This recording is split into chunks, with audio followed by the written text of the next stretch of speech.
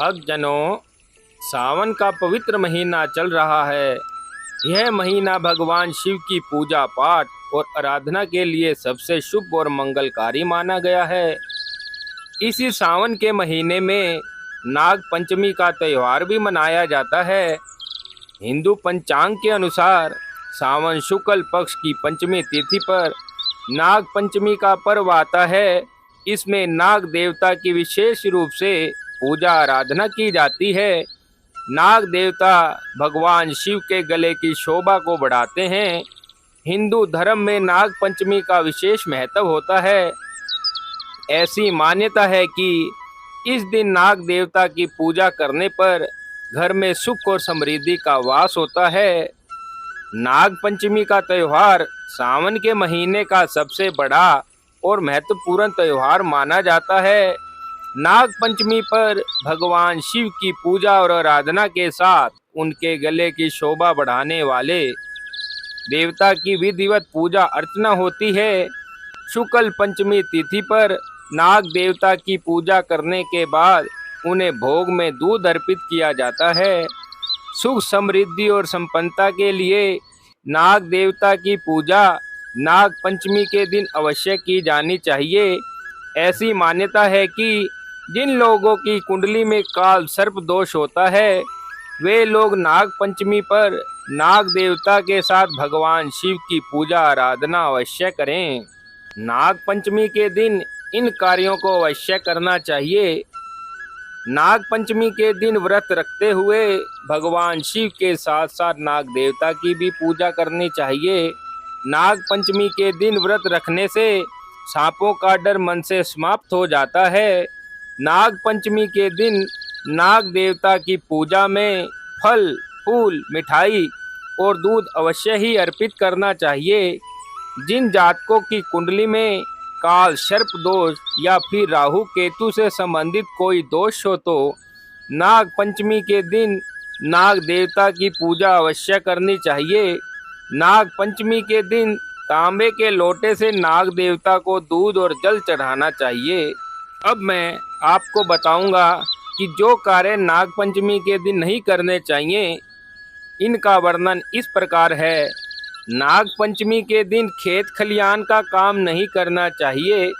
इसके अलावा नाग पंचमी के दिन पेड़ पौधों की कटाई भी नहीं करनी चाहिए। नाग पंचमी के दिन सांप को परेशान नहीं करना चाहिए। अगर इस दिन घर में कहीं सांप दिखाई पड़ जाए तो उसे सुरक्षित स्थान पर छोड़ देना चाहिए। नाग पंचमी के दिन सुई धागे का उपयोग न करें। नाग पंचमी के दिन भूलकर भी नुकीली या धारदार वस्तुओं का उपयोग ना करें। खाना बनाने के लिए इस दिन ना तो लोहे की कढ़ाई का इस्तेमाल करें, न ही लोहे के बर्तन में भोजन बनाएं। ऐसा करने से नाग देवता को कष्ट हो सकता है। नाग पंचमी के दिन मांस या मदिरा पान से दूरी बनाकर रखें और भगवान शिव के मंत्रों का जाप करें। नाग पंचमी की पूजा विधि का अब मैं वर्णन करता हूँ। सुबह जल्दी उठकर घर की सफाई और स्नान आदि करके स्वच्छ वस्त्र को धारण करें। दीवार पर गेरू पोत कर पूजा करने का स्थान बनाएं। कच्चे दूध में कोयला घिसकर उससे गेरू से बने स्थान पर घर जैसी आकृति और उसके अंदर 5 फन वाले नाग देवता की आकृति बनाएं, अथवा घर के दरवाजे के दोनों तरफ 5 फन वाले नाग देवता की आकृति बनाएं। नाग देवता बनाने का यह अन्य तरीका भी है कि एक रस्सी में 7 गांठ लगा लें। इसे पाटे पर रखकर उसकी पूजा की जा सकती है। यदि संभव हो तो नाग की बम्मई पर एक कटोरी दूध चढ़ाकर पूजा करें। यदि बम्मई ना हो तो दीवार पर बने या पाटे पर विराजे नाग देवता की पूजा की जा सकती है। पूजा के लिए रोली, अक्षत से टीका करके मोली, पुष्प, गंध आदि अर्पित करें। भीगा अनाज, धान, खीर, दुर्वा, खीर या दूध या मिठाई अर्पित करें। नाग पंचमी की कथा सुने। सास या जेठानी को भीगे अनाज, मिठाई तथा यथाशक्ति रुपए का बायना पैर छूकर दें और आशीर्वाद लें। नाग पंचमी के दिन धरती नहीं खोदनी चाहिए। नाग पंचमी के दिन जिन नाग देवताओं की पूजा की जाती है वो इस प्रकार हैं: वासुकी, कालिया, शेषनाग, काकरोटक, मणिभद्रक, धरितराष्ट्र, शंखपाल और तक्षक आदि। नाग पंचमी की पूजा की तैयारी एक दिन पहले ही शुरू हो जाती है। चौथ के दिन चना, बाजरा, मूंग, मोठ आदि भिगो दिया जाता है। पूजा वाले दिन के लिए भोजन भी चौथ के दिन ही बना लिया जाता है। पूजा के बाद यह ठंडा भोजन खाया जाता है। देश के विभिन्न भागों में अलग अलग प्रकार से भोजन तथा व्यंजन बनाए जाते हैं। नाग पंचमी के दिन दही या मट्ठे में चावल पकाकर खट्टा खीर, जिसे घोर चावल भी कहते हैं, उसे भी नाग देवता और देवी देवताओं को अर्पित करके प्रसाद स्वरूप खाने की परंपरा है। बिहार के मिथिलांचल सहित कई अन्य भागों में इस दिन घोर चावल नामक खास व्यंजन बनाया जाता है। भक्तजनों, कथा के अंत में मैं आपको बताऊंगा कि जिन जातकों की कुंडली में काल सर्प दोष या पितृ दोष होता है तो उन्हें नाग पंचमी के दिन किन उपायों को करना चाहिए जिनसे कि काल सर्प दोष या पितृ दोष के प्रभाव को कम किया जा सके। नाग पंचमी की कथा का अब मैं वर्णन करता हूँ। एक सेठ के 7 पुत्र थे, सातों विवाहित थे। सबसे छोटे लड़के की पत्नी सुशील और बुद्धिमान थी। उसका कोई भाई नहीं था। एक दिन बड़ी बहू सभी को साथ लेकर मिट्टी लाने के लिए गई। वे खुरपी से मिट्टी खोदने लगी, तभी वहां एक सांप निकला जिसे बड़ी बहू खुरपी से मारने लगी। यह देखकर छोटी बहू ने कहा, इसने हमारा क्या बिगाड़ा है, इस बेचारे निरपराध को मत मारो। यह सुनकर बड़ी बहू ने उसे नहीं मारा। सांप एक तरफ जाकर बैठ गया। छोटी बहू ने उससे कहा, हम अभी लौट कर आते हैं, तुम यहीं रुकना, जाना मत। यह कहकर सबके साथ वह घर चली गई और कामकाज लगने से भूल गई कि उसने सांप को रुकने के लिए कहा है।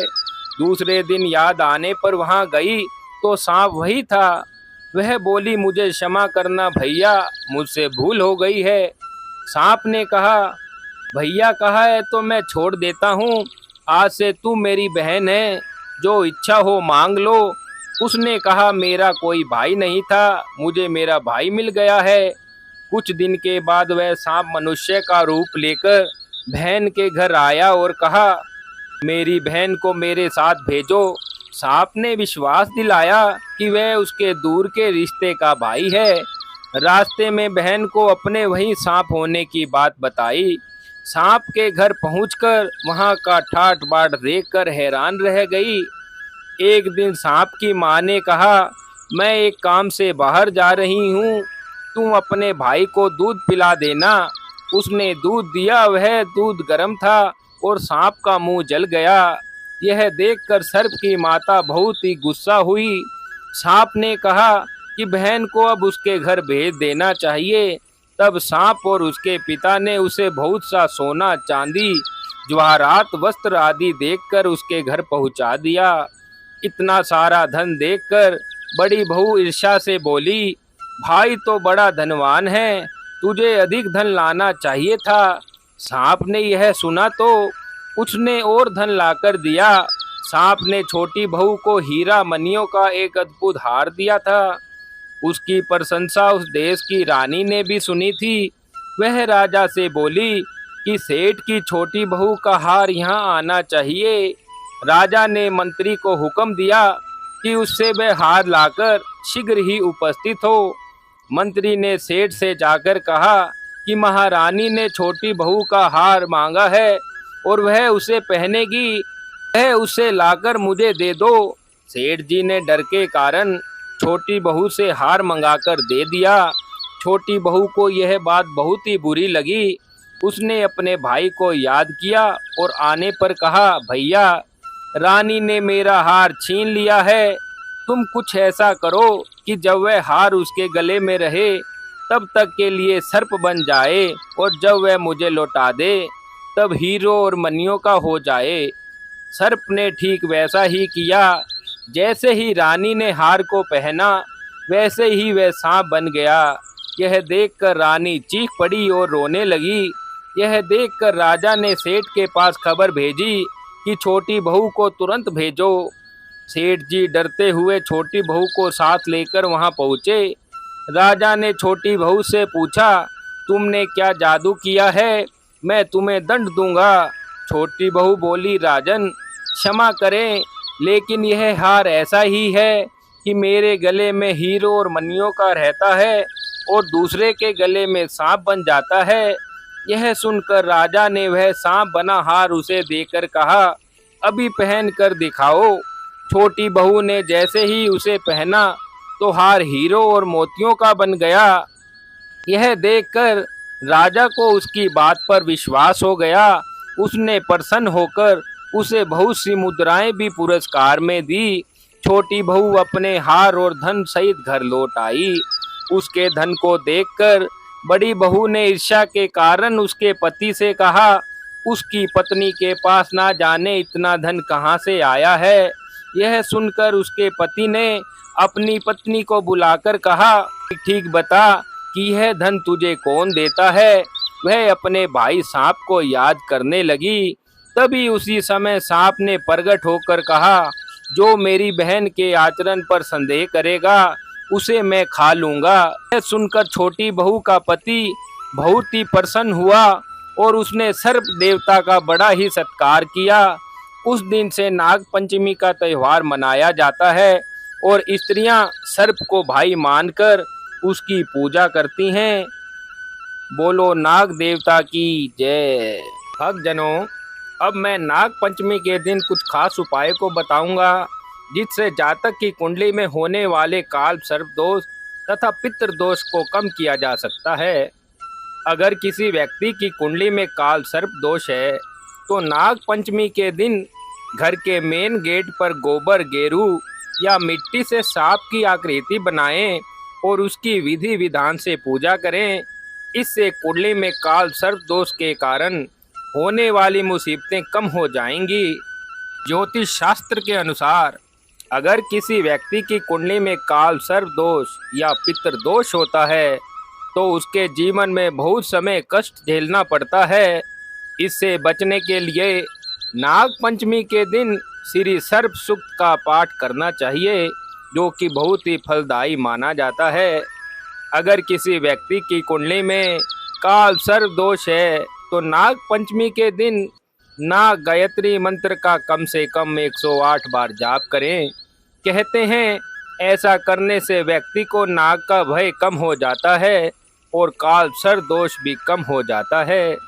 नाग पंचमी के दिन भगवान शिव के साथ नाग देवता का पूजन करना चाहिए। पूजा में जल और दूध मिलाकर नाग देवता को अर्पित करना चाहिए। इससे काल सर्प दोष कम हो जाता है और व्यक्ति की हर मनोकामना पूर्ण हो जाती हैं। नाग पंचमी के दिन राहु और केतु के मंत्रों का उच्चारण करें। अब मैं राहु मंत्र के बारे में बताता हूँ। ओम भ्राम भ्रीम भ्रो स राहवे नमः। केतु का मंत्र ओम सत्राम सत्रीम सत्रोम स केतवे नमः। इन मंत्रों का उच्चारण करके काल सर्प दोष को कम किया जा सकता है। इस प्रकार नाग पंचमी के महत्व, विधि विधान, पूजा तथा कथा के वर्णन को पूर्ण किया जाता है। भक्तजनों, मेरे द्वारा दी जाने वाली जानकारी की वीडियो यदि आपको अच्छी लगे तो आप मेरे YouTube चैनल भक्ति मार्ग के कमेंट बॉक्स में जाकर कमेंट अवश्य करें। चैनल को लाइक व सब्सक्राइब करें, ज़्यादा से ज़्यादा शेयर करें। धन्यवाद।